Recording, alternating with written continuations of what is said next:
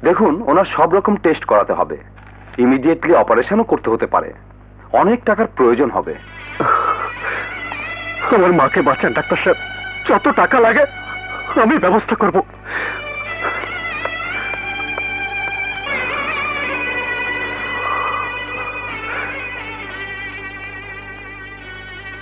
মা, মা গো, তুমি আমাকে অন্যায় করতে শিখাওনি, শিখেছ অন্যায়ের প্রতিবাদ করতে।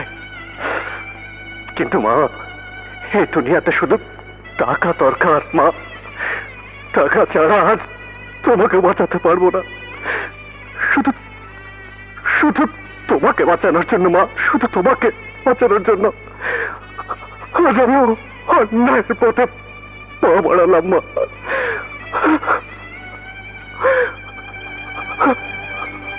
আমাকে তুমি ক্ষমা করে দিও মা, ক্ষমা করে দিও।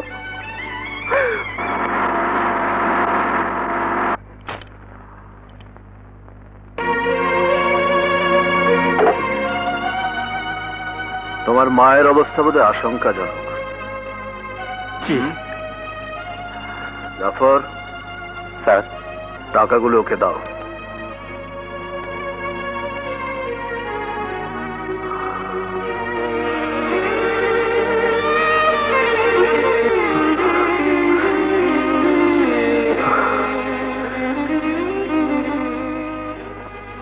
আমাকে এখন কি করতে হবে স্যার? Hijack, murder, smuggling? এখন তো তোমাকে কিছু করতে হবে না। আগে মায়ের কাছে যাও, মাকে সুস্থ করো, তারপর আমার সঙ্গে দেখা করো। Thank you sir, thank you.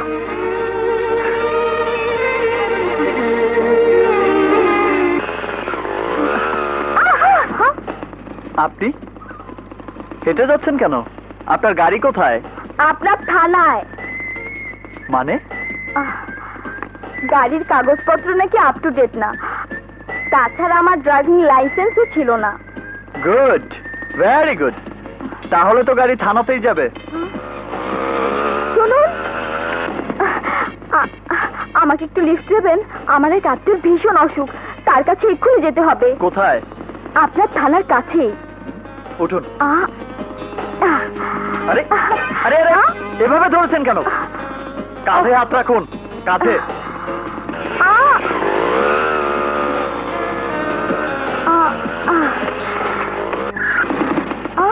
আবার আবার এভাবে ধরেছেন?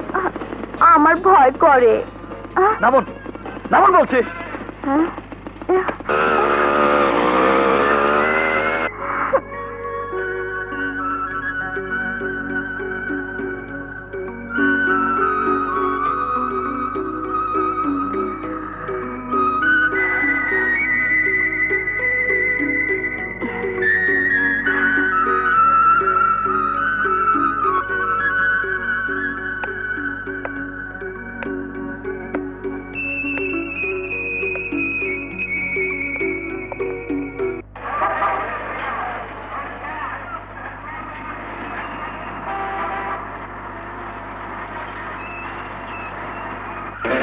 কোথায় যাচ্ছেন?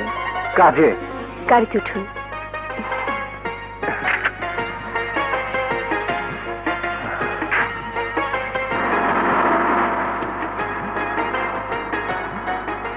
কেমন আছেন?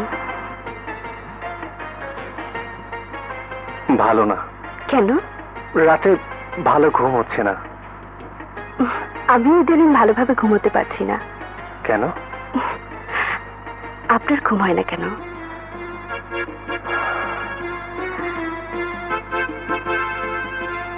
মা ভালো আছেন? হ্যাঁ। আপনাকে একটা প্রশ্ন করব, উত্তর দিতে পারবেন? বলুন। এমন একটি শব্দ বলবেন যে শব্দটার মধ্যে প্রচন্ড একটা ভালোবাসার গন্ধ আছে। হ্যাঁ, এটাই উত্তর। ভালোবাসার কোনো উত্তর নেই। ভালোবাসা চিরদিন নীরব।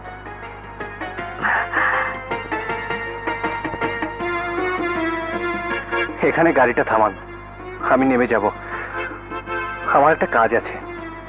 আমার সাথে কথা বলতে ভালো লাগে না আপনার? খুব ভালো লাগে, কিন্তু আপনি হলেন এত বড় লোকের মেয়ে, আপনাদের মতো বড় লোকদের সাথে এত কথা বলা কি ভালো? গাড়িটা থামান। না, থামাবো না। কেন? আমার ইচ্ছে আপনাকে আজ যেখানে খুশি সেখানে নিয়ে যাব।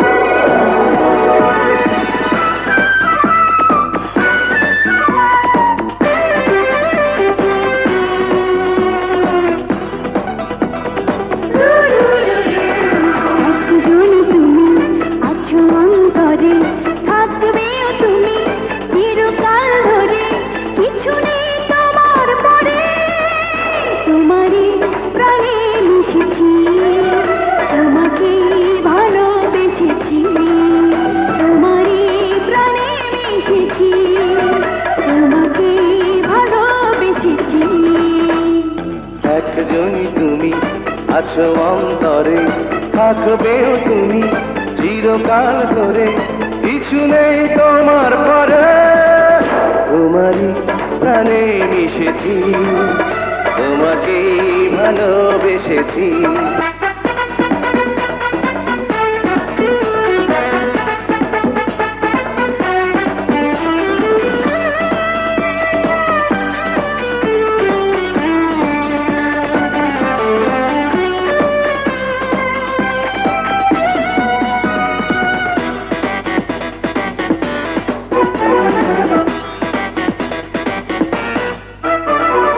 আপন তুমি আমার এমন, ফুলের কাছে তার গন্ধ যেমন, তবু যেন বলে হৃদয় অল্প কেন এত পাবার সময়, তোমায় ছাড়া মন পাগল পারা, থাকবো কেমন করে, তোমারই প্রাণে মিশেছি, তোমাকে ভালোবেসেছি, তোমারই প্রাণে মিশেছি, তোমাকে ভালোবেসেছি, তোমারই প্রাণে মিশেছি, তোমাকে ভালোবেসেছি, তোমারই প্রাণে মিশেছি, তোমাকে ভালোবেসেছি। একজনই তুমি আছো অন্তরে, থাকবেও তুমি চিরকাল ধরে, কিছু নেই তোমার পরে, তোমারই প্রাণে মিশেছি, তোমাকে ভালোবেসেছি, তোমারই প্রাণে মিশেছি, তোমাকে ভালোবেসেছি। একজনই তুমি আছো অন্তরে, থাকবে তুমি চিরকাল ধরে, কিছু নেই তোমার পরে, তোমারই প্রাণে মিশেছি, তোমাকে ভালোবেসেছি, তোমারই প্রাণে মিশেছি, তোমাকে ভালোবেসেছি।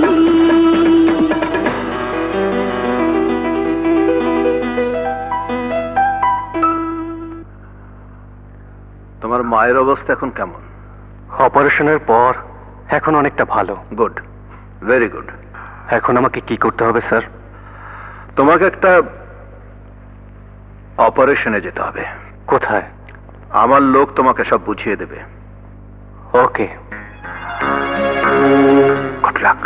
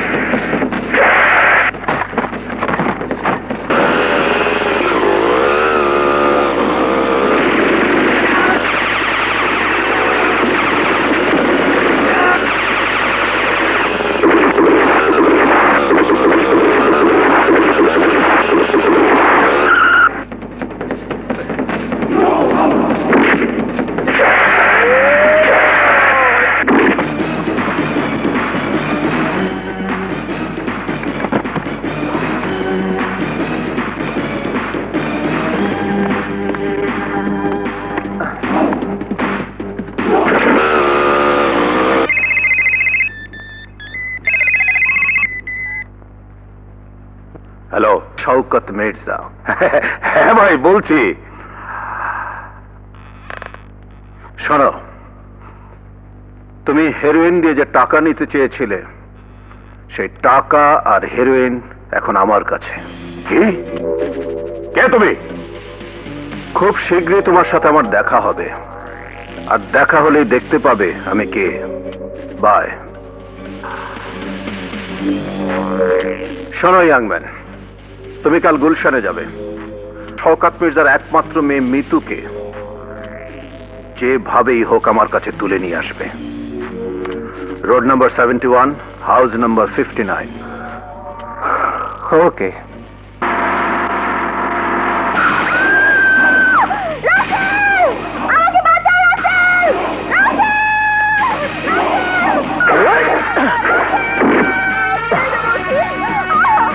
চিৎকার করবে না, গুলি করে দেবো।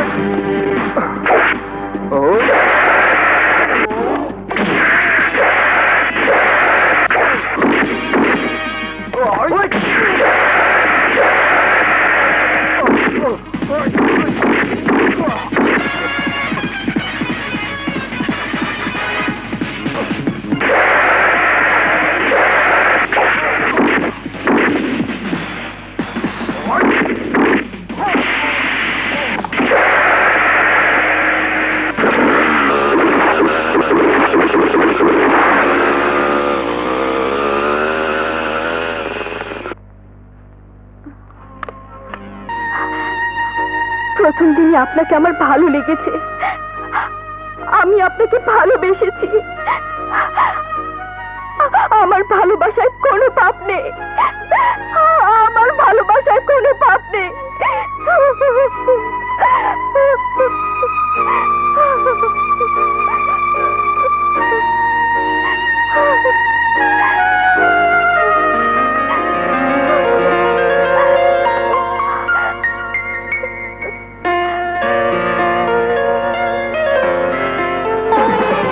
মনে আগুন, মনে আগুন, তোমায় পেয়ে হলো দ্বিগুণ, একটা কিছু করো নাই উপায়। বুকে ধরে রাখো বন্ধু, বুকটা চলে যায়। মনে আগুন, মনে আগুন, তোমায় পেয়ে হলো দ্বিগুণ, একটা কিছু করো না উপায়। বুকে ধরে রাখো বন্ধু, বুকটা জ্বলে যায়।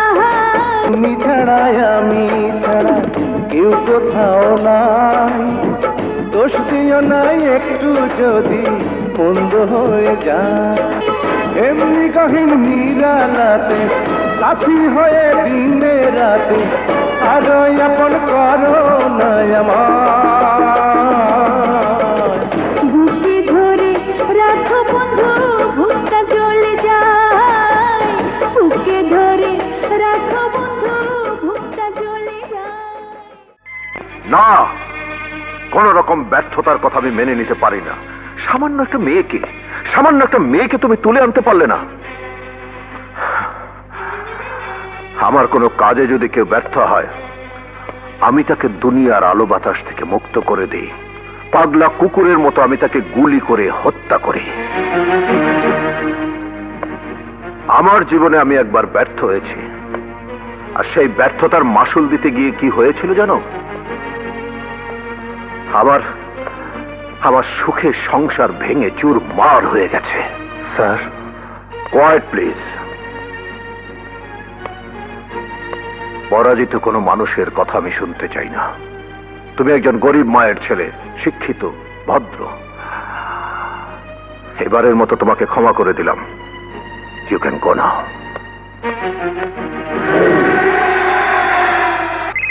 আবার টেলিফোনে ডিস্টার্ব শুরু হলো। হ্যালো, শওকত মির্জা, জীবনে বহু পাপ করেছ, এর শাস্তি তোমাকে পেতেই হবে।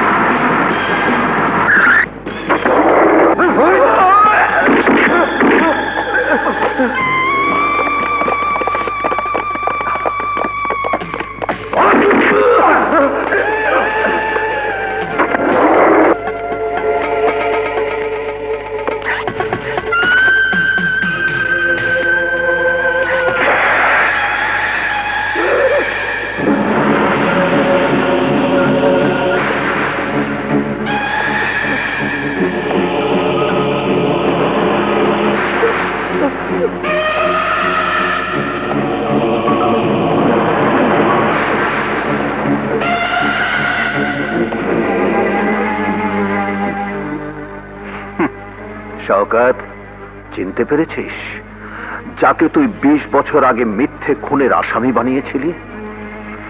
তোর জন্য আমি আমার স্ত্রীকে হারিয়েছি, সন্তানকে হারিয়েছি। স্ত্রী সন্তানের জন্য যতটুকু কষ্ট আমি পাচ্ছি, ঠিক ততটুকু কষ্ট আজ আমি তোকে দেব।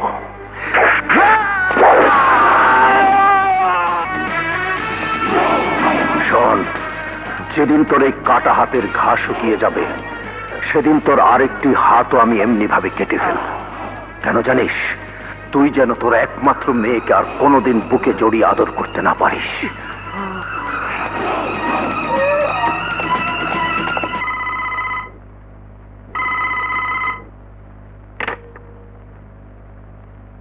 হ্যালো, হ্যালো, হ্যালো, কথা বলুন। হ্যালো, হ্যালো, আপনি কে? কথা বলছেন না কেন?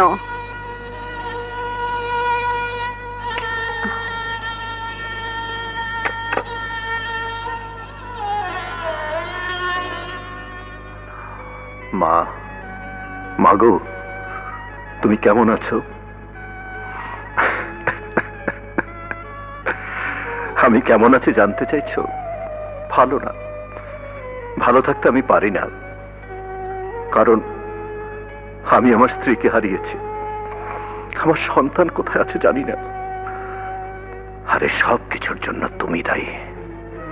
হ্যাঁ মা, শুধু তুমি। মা, মায়ের জন্য আমি তোমার উপর রাগ করিনি, অভিমান করেছি। অভিমান করে তোমার কাছ থেকে নিজেকে দূরে সরিয়ে রেখেছি। যেদিন তুমি আমার সাহানাকে স্বীকৃতি দিয়ে গ্রহণ করবে, সেদিন আমি তোমার কাছে আসব, কথা বলবো, ক্ষমা চেয়ে মা বলে বুকে জড়িয়ে ধরবো।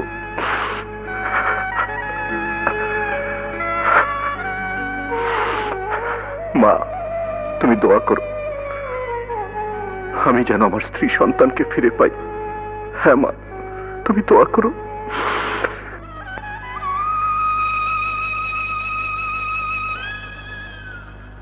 আমি নষ্ট হয়ে গেছি, নষ্ট হয়ে গেছি। আমি যা করছি, আমার মা যদি কোনোদিন জানতে পারে, আমাকে ক্ষমা করবে না, কোনোদিন ক্ষমা করবে না।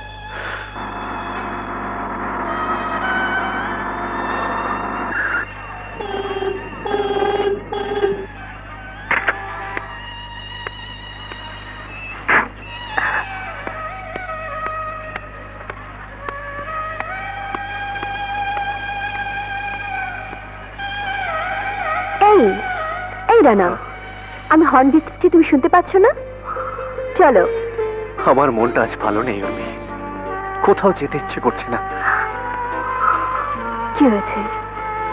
মন খারাপ কেন? কোনো কিছুই ভালো লাগছে না আমার। আমাকেও ভালো লাগছে না।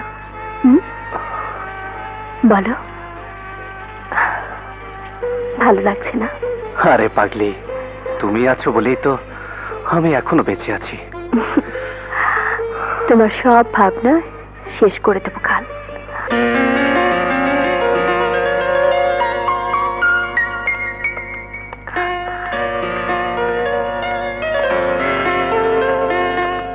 মা। আসসালামু আলাইকুম মা। ওয়ালাইকুম আসসালাম। আজ কেমন আছো মা? ভালোই। কাল রাত থেকে আর বুকের ব্যথাটা নেই বাবা।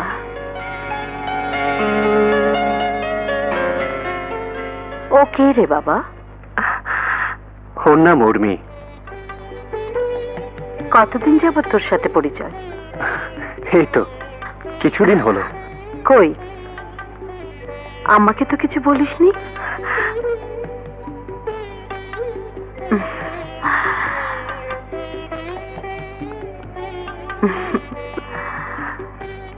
বাহ, সুন্দর মেয়ে। আমি যেমন মনে মনে একটা লাল টুকটুকে বইয়ের কথা ভাবছিলাম, ঠিক তেমনি তোর পছন্দ আছে রে রানা। আমি আজ আসি মা। এসো, মাঝে মাঝে আমাকে দেখে যেও। রানা, ওকে পৌঁছে দিয়ে আয়। আসি মা।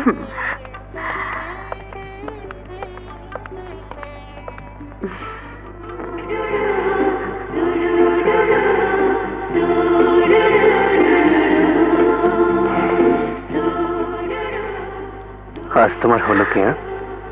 বারবার ফিরে ফিরে শুধু আমাকে দেখছো কেন দেখছি বুঝতে পারছো না? কেন? মা আমাকে বলল টুকটুকে বউ। তুমি কি বলো? মার কথা তো সত্যি, তোমার কথা কি? একদম মনের কথা বলতে হবে। মন থেকে বলবো? হ্যাঁ। মাথায় ঘুমটা দাও। ঘুমটা দেব? বলো কি? তোমার বধূভাবটা একটু দেখি।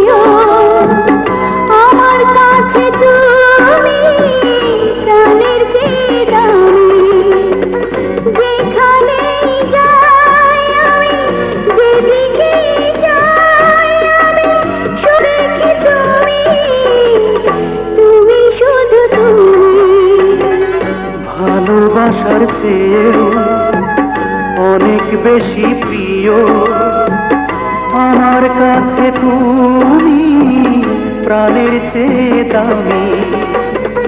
যেখানেই যাই আমি, যেদিকেই চাই আমি, শুধু দেখি তুমি, তুমি শুধু তুমি।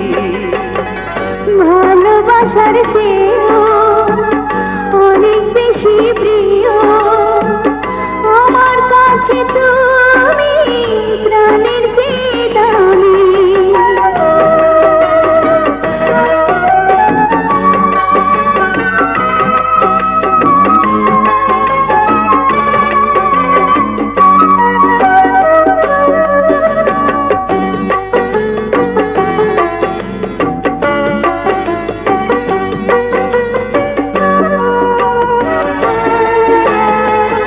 যেটুকু নিয়েছো প্রেম সে তো তোমারই, যেটুকু দিয়েছো প্রেম সেও তোমারই।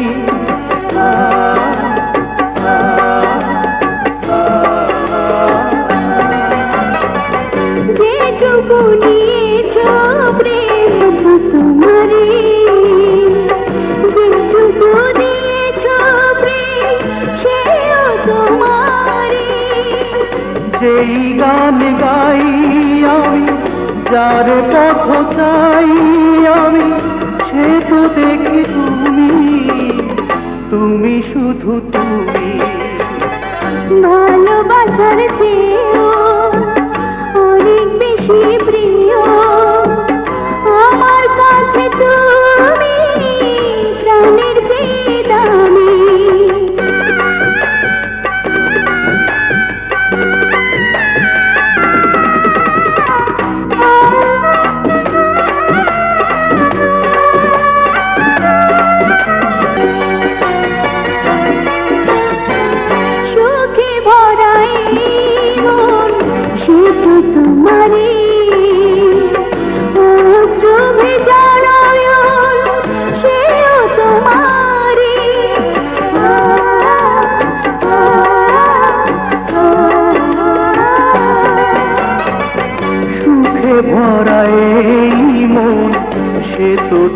তোমারি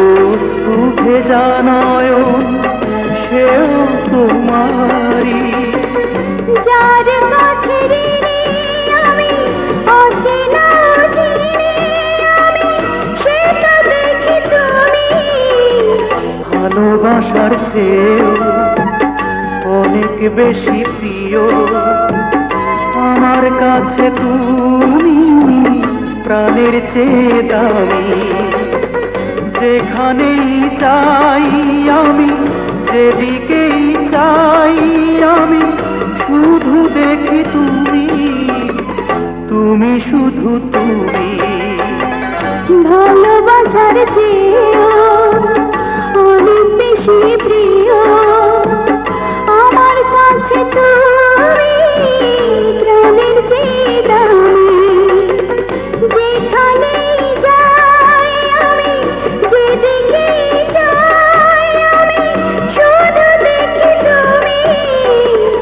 তুমি শুধু তুমি ভালোবাসার চেয়েও অনেক বেশি প্রিয় আমার কাছে তুমি প্রাণের চেয়ে দামি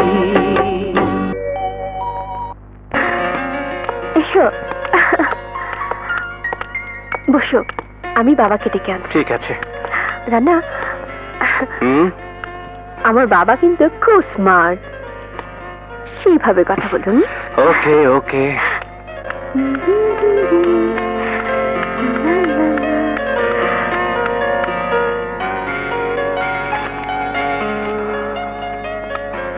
এসো রানা।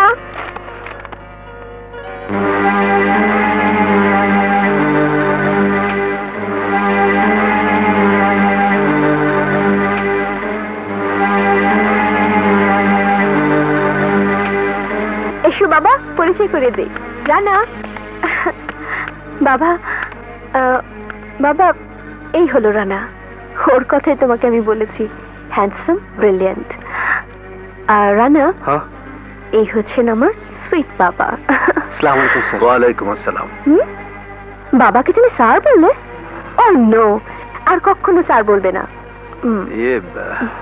মা উর্মি, আমার চশমাটা নিয়ে এত। আনছি।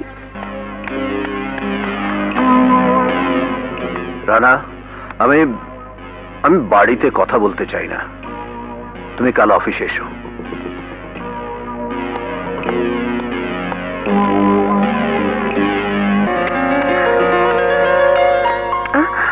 বাবা, রানা কোথায় গেল? ভাবিস না মা, আমি কাল ওকে অফিসে আসতে বলেছি। হ্যাঁ, ও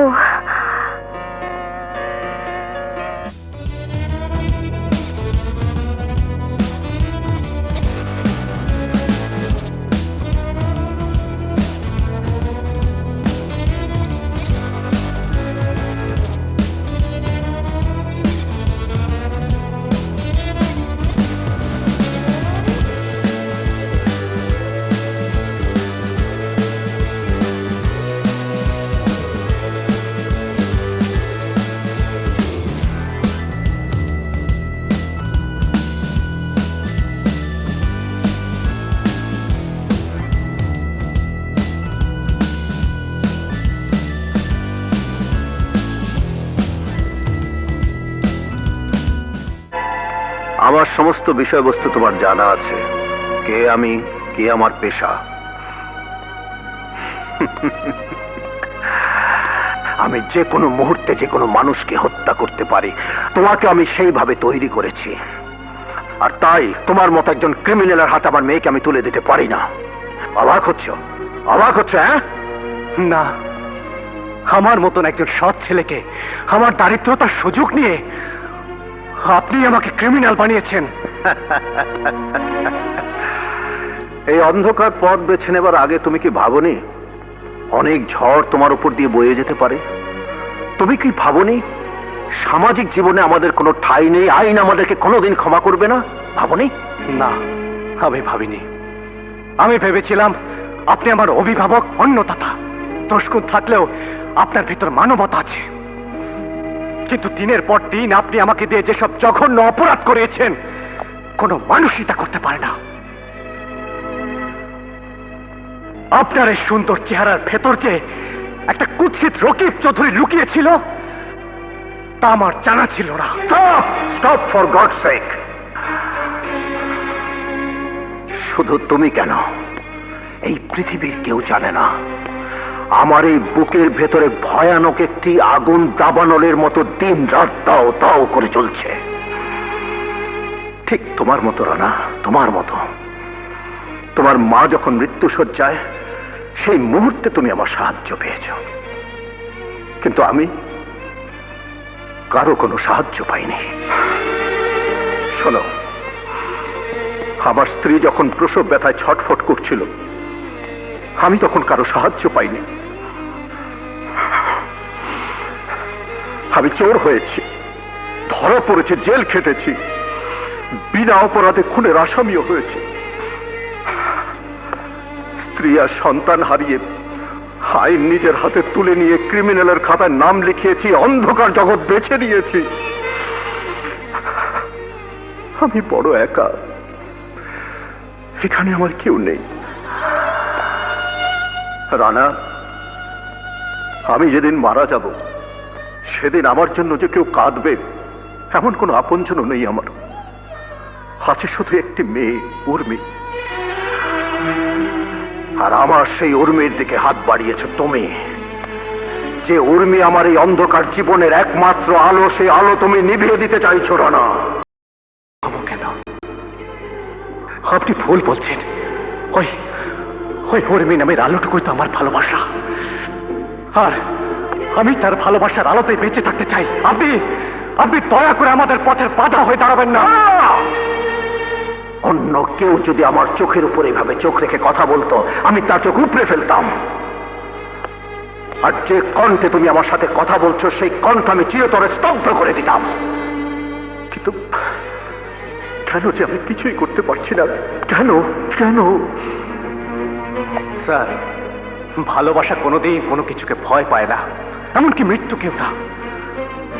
আমার কিছু হলে উর্মি বাঁচবে না, আর উর্মির কিছু হলে আমিও কাউকে বাঁচতে দেবো না। রানা, তুমি একজন ক্রিমিনাল। তোমার মুখে ভালোবাসার কথা মানায় না। আমার জীবন থাকতে তোমার মতো একজন ক্রিমিনালের কাছে উর্মিকে আমি যেতে দেব না। আর আমি তাকে নিয়ে যাবই। উর্মি আমার আলো, আমার সুখ, আমার দুঃখ, আমার ভালোবাসা। ওকে নিয়ে আজই আমি অন্য কোথাও চলে যাব।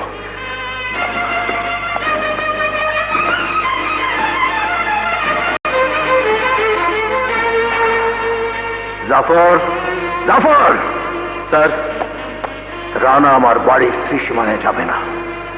যে করেই হোক রানাকে ঠেকাতে হবে, প্রয়োজন হলে শেষ করে দেবে। Okay sir.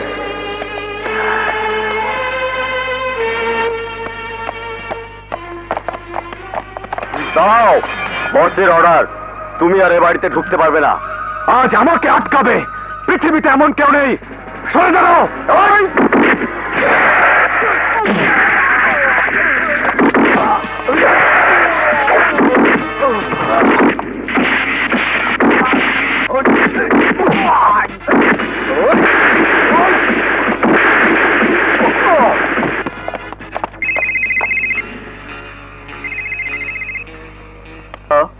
ইন্সপেক্টর রাসেল? হ্যাঁ, বলছি। আমি শিল্পপতি রকিব চৌধুরী বলছি। Please help me. একটা জঘন্য ক্রিমিনাল আমার মেয়েকে তুলে নেবার জন্য বাড়ির সামনে হইচই করছে। গুলশান 16 নম্বর রোড, 207 নম্বর বাড়ি। আমি এক্ষুনি আসছি।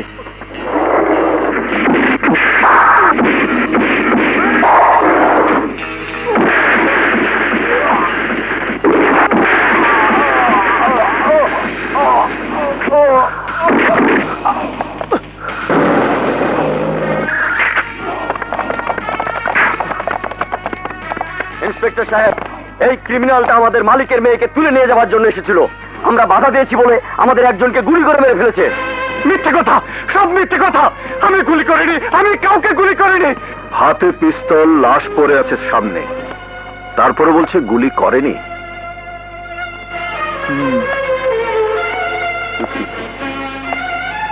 Arrest him.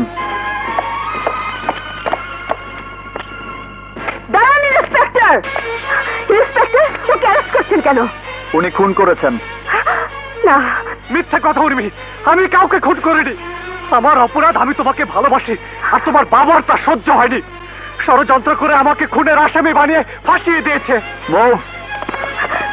রানা, তুই কোথায় যাচ্ছিস? বাবা, আমি রানার সঙ্গে থানায় যাব। না, তুই যাবি না। ও একটা খুনি। না না, আমি তা বিশ্বাস করি না বাবা। রানা কোনোদিন খুন করতে পারে না।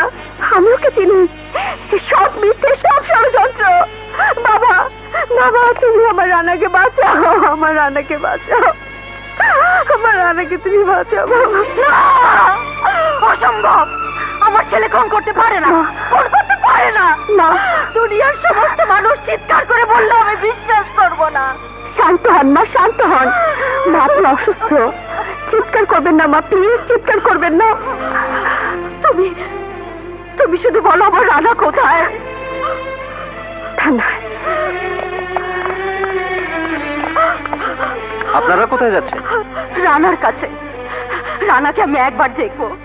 বিশ্বাস করুন, আমার রানা খুন করতে পারে না। আমার স্যারের পারমিশন ছাড়া তার সঙ্গে দেখা করতে পারবেন না। উনি কে?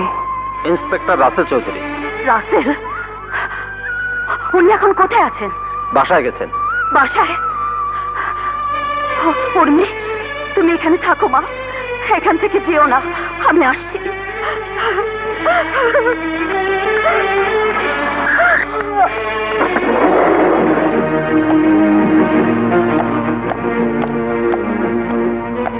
উর্মি, বাড়ি চল।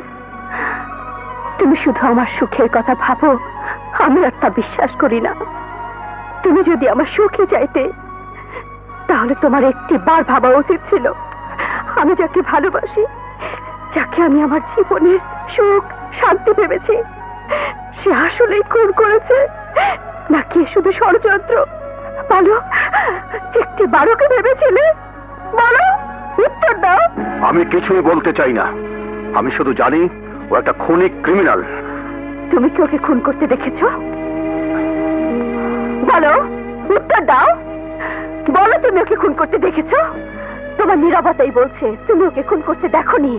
আমি জানি ও একজন খুনি। তুমি না দেখো যদি বলো খুনি, তাহলে আমি বলবো আমার পথ থেকে চিরতরে সরিয়ে ফেলার জন্য তুমি তুমি তুমি খুনের আসামি, রানা নয়। আমি? আমাকে তুই খুনি বলতে পারলি? সেই ছোটবেলা থেকে এত আদর স্নেহ দিয়ে আমি তোকে মানুষ করলাম, আর এই তার প্রতিদান? উর্মি, উর্মি, আমি স্পষ্ট করে বলে দিচ্ছি, ওই ক্রিমিনালের হাতে আমি তোকে কোনো দিনই তুলে দেব না। তাহলে তুমিও শুনে রাখো বাবা, রানাকে ছাড়া অন্য কিছু ভাবা আমার পক্ষে সম্ভব নয়। ওকে আমি ভালোবাসি, ওকে ছাড়া আমি বাঁচবো না। উর্মি!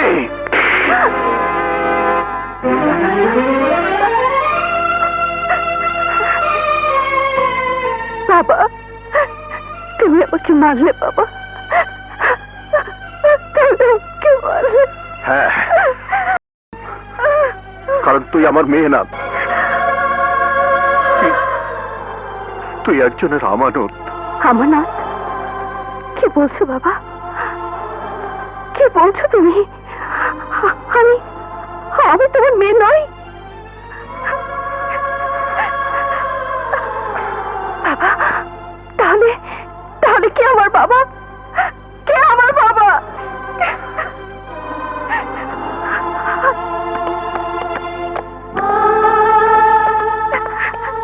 বলো, বলো বাবা, চুপ করে থেকো না। আমি বিশ্বাস করি না, আমি বিশ্বাস করি না, আমি বিশ্বাস করি না।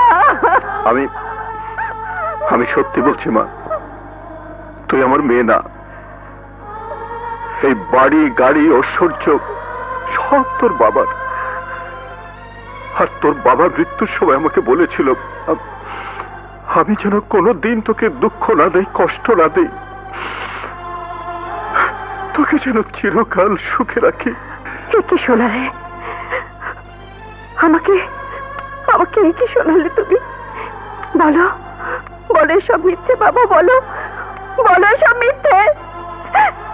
বলো, বলো আমি তোমার মেয়ে বাবা, আমি তোমার মেয়ে, সব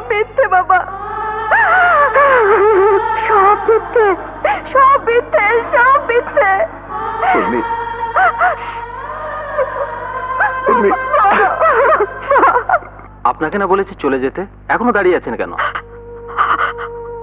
আমার ছেলেকে যখন কোর্টে চালান করে দেবেন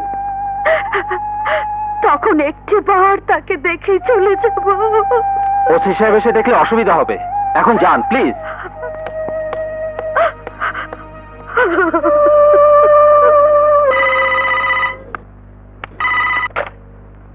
হ্যালো,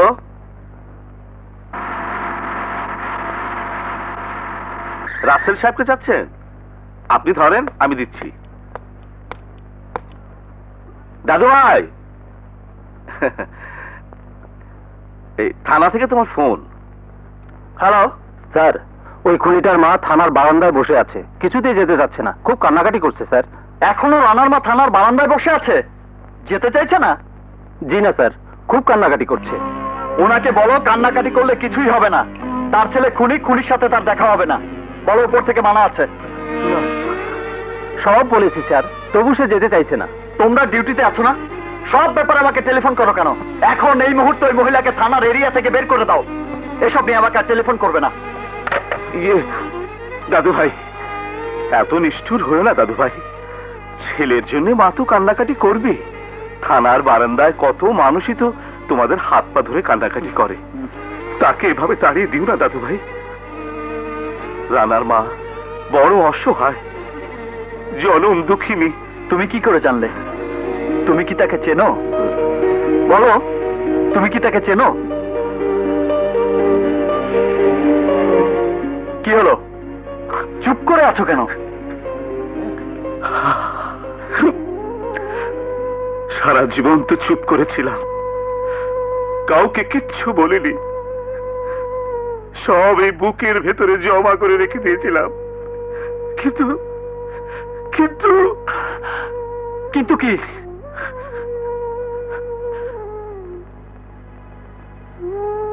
তুমি যখন তোমার নিজের মাকে তাড়িয়ে দেবার আদেশ দিচ্ছ, তখন তো আর চুপ করে থাকতে পারি না দাদু ভাই। কি বললে? কি বললে? সে আমার মা? তাহলে খুনি রানাকে, কি তার পরিচয়? রানা তোমার বড় ভাই। রানা আমার বড় ভাই? একজন খুনি আমার বড় ভাই? কি কথা বলছো? তুমি কি পাগল হয়ে গেছো? দাদিমা, দাদিমা, দাদিমা! কি হয়েছে? এত হইচই করে ডাকছিস কেন? দাদিমা, দাদিমা, তোমার কাদরের মাথা খারাপ হয়ে গেছে। ও কি বলছে জানো? থানা ওই মহিলাটাকে এবার মা, ওই খুনিটাকে এবার বড় ভাই। তুমি সত্যি করে বলো তো দাদিমা, আমি কে? কে আমার মা? কে আমার বাবা?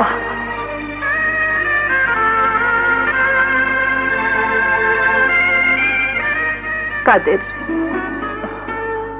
তুই ওর সঙ্গে মিথ্যে কথা বলছিস কেন?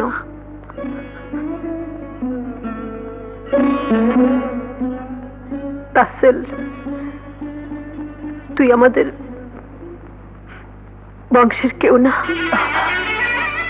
দাদি হলি কাদেরের বোনের ছেলে। তোর বাবা মা তোকে ছোট রেখে মারা গেছে। মিথ্যে কথা। সেদিন আপনার ভয় আমি সব মিথ্যে কথা বলেছিলাম বেগম সাহেবা, সব মিথ্যে কথা বলেছিলাম। আমার কোনো বোন ছিল না এই জগতে। যে পুত্রবধূকে আপনি তাড়িয়ে দিয়েছিলেন, সে যখন ফুটপাতে দুটি অবুঝ শিশুকে নিয়ে পড়েছিল, খাওয়ার অভাবে কাঁদছিল, এ দৃশ্য দেখে আমি সহ্য করতে পারিনি বেগম সাহেবা। তখন এই দুধের শিশু রাসেলকে নিয়ে এসে আপনার কাছে মিথ্যে পরিচয় দিয়েছি।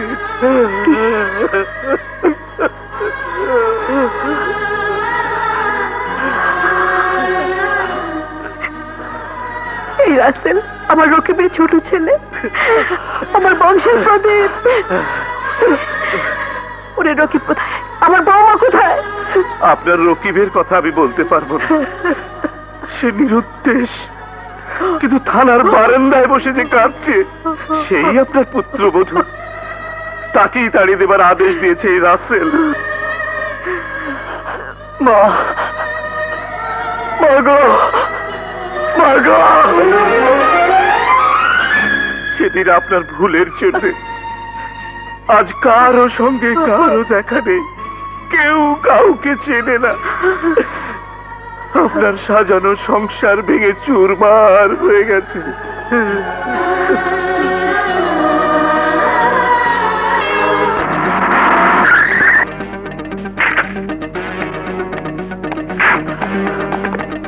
স্যার, ওই ভদ্রমহিলাকে তাড়িয়ে দিয়েছে। তাড়িয়ে দিয়েছো?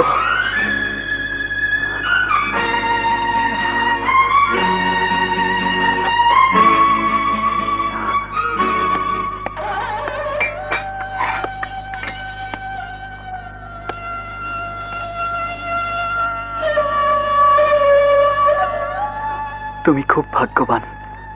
সুখে হোক দুঃখে হোক মায়ের আঁচল জড়িয়ে মায়ের মায়া মমতায় বড় হয়েছ।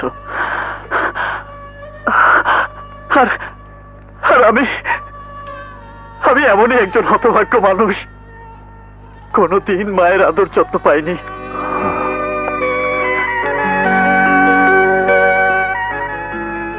ইন্সপেক্টর, আপনার কি হয়েছে? প্লিজ তুমি আমাকে আপনি বলবে না। আমরা যদি একই সংসারে মানুষ হতাম আর তুমি যদি বড় ভাই হতে, তাহলে কি কোনোদিন আমাকে আপনি বলে সম্বোধন করতে? কোনোদিন করতে না। আর এখানেই আমাদের দুঃখ। আমরা একই মায়ের সন্তান, ভাগ্যের পরিহাসে আজ আমরা বিচ্ছিন্ন, কেউ কাউকে চিনি না। আসলে আমাদের শরীরে একই মায়ের রক্ত। তুমি আমার বড় ভাই আর আমি তোমার ছোট ভাই রাসেল। তুমি আমার ছোট ভাই? আমার ছোট ভাই তুমি? হ্যাঁ, আমি তোমার ছোট ভাই। ছেলেবেলার কোনো কথাই কি তোমার মনে নেই? মা, বাবা, তুমি, আমি, কিছুই কি তোমার মনে নেই? কিছুই কি তোমার মনে পড়ে না ভাইয়া? একে তুমি বাঁচাতে পারবে না বৌমা। আমি গরিব হতে পারি, কিন্তু তুমি বিশ্বাস করো বৌমা, আমি ওকে মানুষ করব। তুমি? হ্যাঁ বৌমা, আমি যে করি হোক আমি তোমাদের বড় বাড়িতে ওকে মানুষ করব। তোমার শাশুড়ি ঘুণাক্ষরও জানতে পারবে না এটা তোমার ছেলে। তোমাকে শুধু দিনের পর দিন বুকে পাথর বেঁধে অপেক্ষা করতে হবে। বৌমা, আমি খুব গরিব, তোমাদের বাড়িতে কাজ করে খাই। তোমার শাশুড়ি তোমাকে তাড়িয়ে দিতে পারে, কিন্তু কিন্তু তুমি আমার মেয়ের মতো। তোমার এই দুঃখ কষ্ট আমি সহ্য করতে পারবো না। আমার জীবনের বিনিময় হলো আমি তোমার ছেলেকে মানুষ করবই। মনে পড়েছে, আমার সব মনে পড়েছে। মা মা আমাদেরকে নিয়ে ফুটপাতে বসে কাঁদছিল, খাবার ছিল না। আমি আমি ক্ষুধার জ্বালায় ভিক্ষে চেয়েছিলাম, ভিক্ষে। মার কাছ থেকে কাদের ভাই তোকে নিয়ে এসেছিল। সব সব হ্যাঁ, আমার সব মনে পড়েছে, সব মনে পড়েছে। ভাইয়া, ভাইয়া,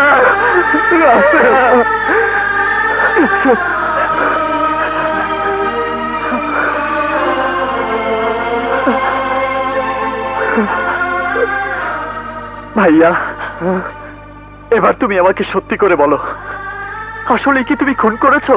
আমি তোকে ছুঁয়ে বলছি রাসেল, আমি খুন করিনি। ওই উর্বের বাবা ষড়যন্ত্র করে আমাকে খুনের আসামি বানিয়েছে। সে একজন ভয়ানক ক্রিমিনাল। তোমার কথা যদি সত্যি হয় ভাইয়া, যেভাবেই হোক আমি তোমাকে এই ষড়যন্ত্রের হাত থেকে উদ্ধার করে ওই আসল ক্রিমিনালদের হাতে হাত করা পরিয়ে ফাঁসির কাস্টে নিয়ে দাঁড় করাবো। এটা আমার মায়ের কসম।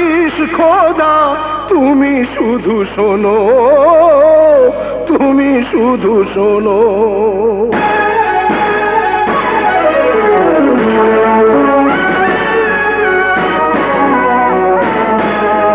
আল্লাহু আল্লাহু আল্লাহু আল্লাহু। ওরে কান্দে যদি মায় খোদার আরশ কেঁপে যায়, ওরে কান্দে যদি মায় খোদার আরশ কেঁপে যায়। ও তবু কেন মানুষের, ও তবু কেন মানুষের মানুষে কান্দায়। কান্দে যদি মায় খোদার আরশ কেঁপে যায়, ওরে কান্দে যদি মায় খোদার আরশ কেঁপে যায়।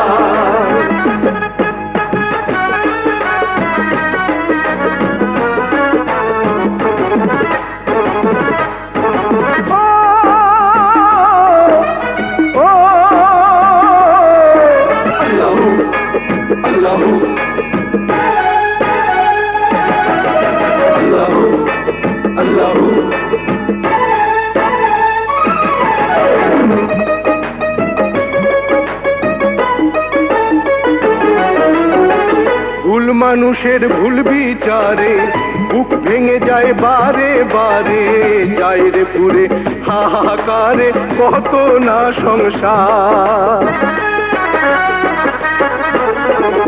ভুল মানুষের ভুল বিচারে বুক ভেঙে যায় বারে বারে, যায় রে পুরে হাহাকারে কত না সংসার। ও ন্যায়ের দু চোখ বন্ধ করে, ও ন্যায়ের দু চোখ বন্ধ করে হাসে রে অন্যায়। কান্দে যদি মায় খোদার আরশ কেঁপে যায়, ওরে কান্দে যদি মায় খোদার আরশ কেঁপে যায়।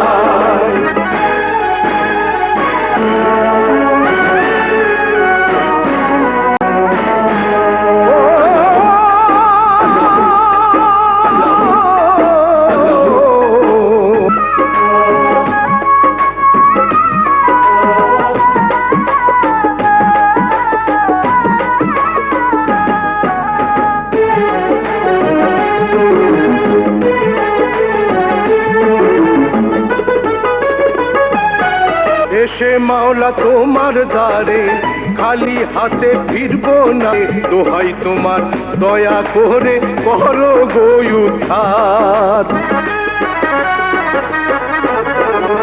এসে মাওলা তোমার দ্বারে খালি হাতে ফিরবো না রে, দোহাই তোমার দয়া করে করো গো উদ্ধার। ও দুহাত তুলে তোমায় শুধু, ও দুহাত তুলে তোমায় শুধু ডাকে এ বান্দায়।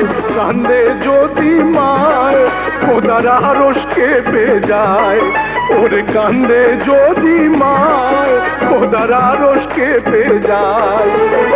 ও কেন মানুষের, ও তবু কেন মানুষের মাঝে কান্দায়। কান্দে যদি মায় খোদার আরশ কেঁপে যায়, ওরে কান্দে যদি মায় খোদার আরশ কেঁপে যায়। দেখাও তোমার শান খোদা মেহেরবান, তোমার দয়ায় সকল ভুলে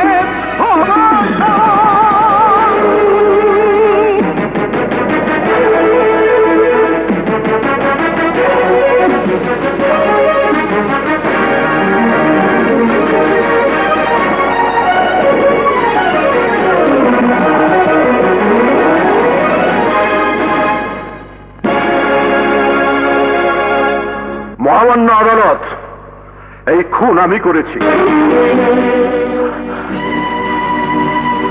আসামির কাঠগড়ায় যে দাঁড়িয়ে আছে সে নির্দোষ। আপনার যা বলার কাঠগড়ায় দাঁড়িয়ে বলুন।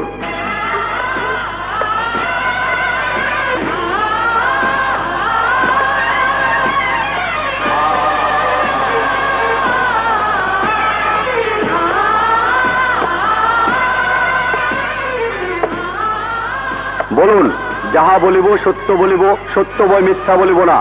যাহা বলিব সত্য বলিব, সত্য বই মিথ্যা বলিব না।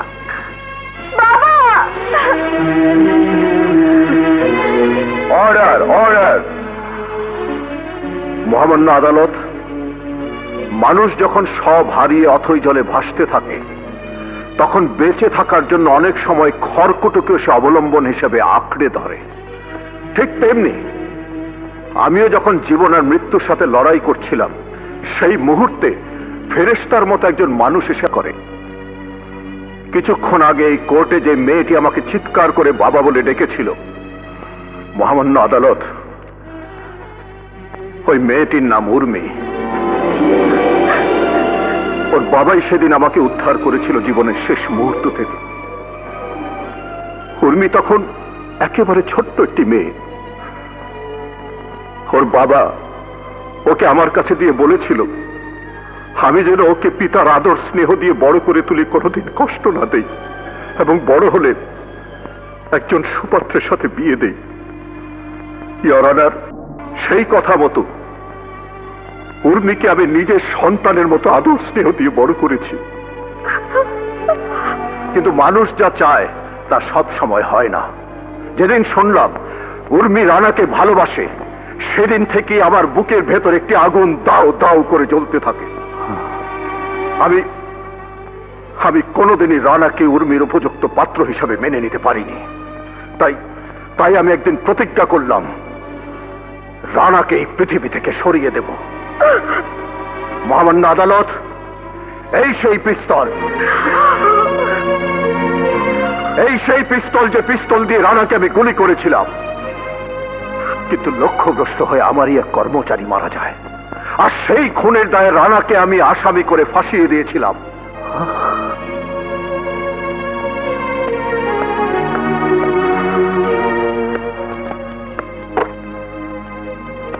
কিন্তু ভাগ্যের কি নির্মম পরিহাস, আজই আমি জানতে পারলাম এই রানাই আমার বড় ছেলে।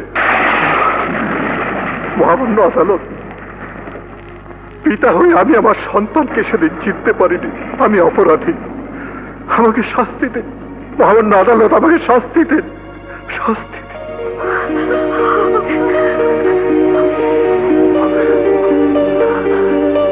Order, order, order.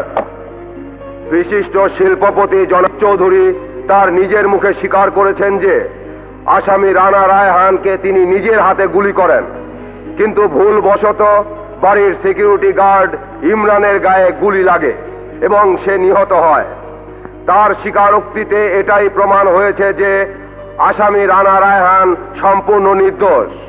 সুতরাং এই আদালত তাকে বেকসুর খালাস দিচ্ছে এবং সেই সঙ্গে এই খুনের আসামি জনাব রকিব চৌধুরীকে পুলিশ কাস্টডিতে দেওয়ার নির্দেশ দেওয়া হচ্ছে। কোর্ট আজকের মতো মুলতবি করা হলো।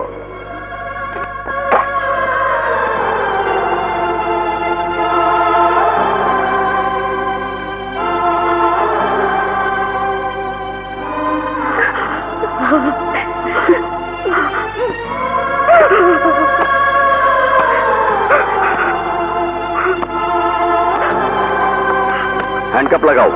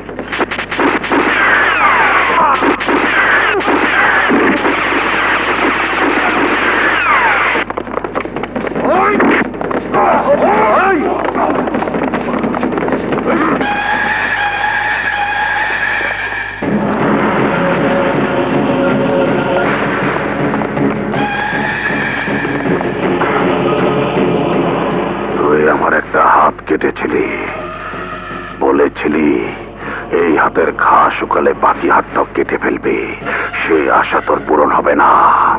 আমি আজ তোর দুটো হাত কেটে ফেলবো। মির্জা, আমার ফাঁসির হুকুম হয়ে যাবে। আমাকে মৃত্যুর ভয় দেখে কোনো লাভ নেই। এই!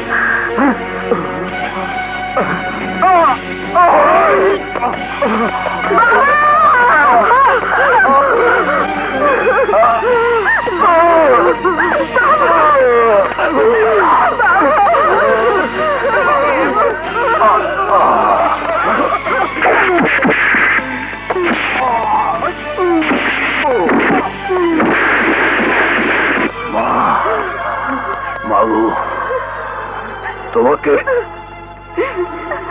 তোমাকে আমি খুব দুঃখ দিয়েছি।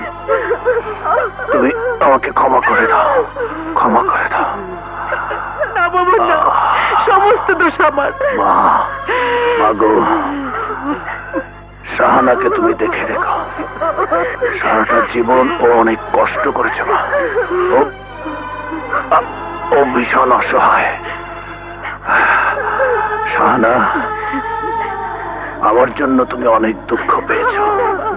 আমাকে আমাকে তুমি ক্ষমা করে দিও। উর্মি, আমি চলে যাচ্ছি মা। আজ থেকে শাহানা তোমার মা। বাবা, আরেকবার বল, তোদের মুখে এই প্রথম বাবা ডাক শুনলাম। বাবা, আমি বড় ক্লান্ত মা। আমি একটু ঘুমোবো মা। আমি একটু ঘুমোবো।